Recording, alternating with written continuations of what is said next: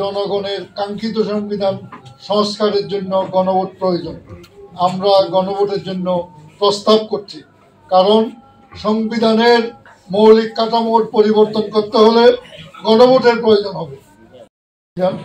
সেই সংবিধানে একটি পূর্ণাঙ্গ সংস্কার প্রয়োজন বলে আমরা মনে করি। সংবিধান সংস্কারের জন্য মাত্র দুটি পদ্ধতি আছে: জাতীয় সংসদের 3 সংখ্যাগরিষ্ঠ জনগণের মতামত অথবা গণভোট। যেহেতু এখন দেশে কোনো প্রকার জাতীয় সংসদ নেই, জাতীয় সংসদ না থাকা অবস্থায় জনগণের কাঙ্ক্ষিত সংবিধান সংস্কারের জন্য গণভোট প্রয়োজন।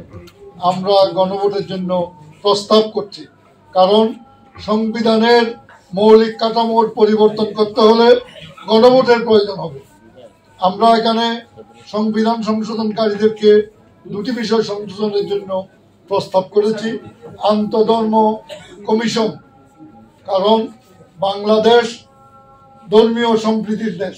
এই দেশে যাতে কোনো প্রকার ধর্মীয় হাঙ্গামা, সংঘাত, কোনো প্রকার অরাজকতা, ধর্মীয় স্থাপনা সমূহ, মসজিদ, মাজার, মন্দির, প্যাগোডা কেউ যাতে কোনো প্রকার অনাচার কিংবা হামলা করতে না পারে, এবং ধর্মকে কেউ যাতে কোনো প্রকার অবমাননা করতে না পারে, এই জাতীয় বিষয়গুলো সংরক্ষণের জন্য একটি আলাদা কমিশন গঠন করার জন্য, সংবিধানে স্থান দেওয়ার জন্য আমরা প্রস্তাব করছি।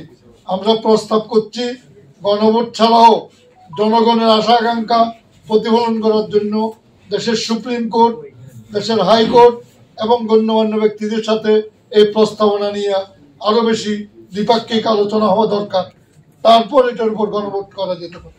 আমরা দৃষ্টি আকর্ষণ করব, এই প্রস্তাবনাকে আমরা একটি ক্ষেত্রে স্বাগত জানাই। সারা দেশের সমস্ত বিচার প্রার্থীরা ঢাকায় এসে জড়ো হতে হয়, যেখানে 20 কোটি লোকের জনগণ, সেখানে হাইকোর্টকে বিকেন্দ্রীকরণ করা একটি যৌক্তিক বিষয়। আমরা এই প্রস্তাবকে আমরা স্বাগত জানাই। হাইকোর্ট বিকেন্দ্রীকৃত হবে, সুপ্রিম কোর্ট একীভূত থাকবে। দেশের বিভিন্ন বিভাগে কমপক্ষে পুরানো 4টি বিভাগে 4টি হাইকোর্ট স্থাপন করা যেতে পারে। সুপ্রিম কোর্ট শুধু একীভূত থাকবে, হাইকোর্ট ফেডারেল সরকারের ন্যায় হবে। এই প্রস্তাবনাকে আমরা স্বাগত জানাই। আমরা গণভোটের দাবি জানাই। আমরা বলতে চাই, সংবিধানটা এমন কোন সংবিধান এই জাতি চায় না যে সংবিধান রাত্রে ভোটাধিকার দেয় মানুষকে।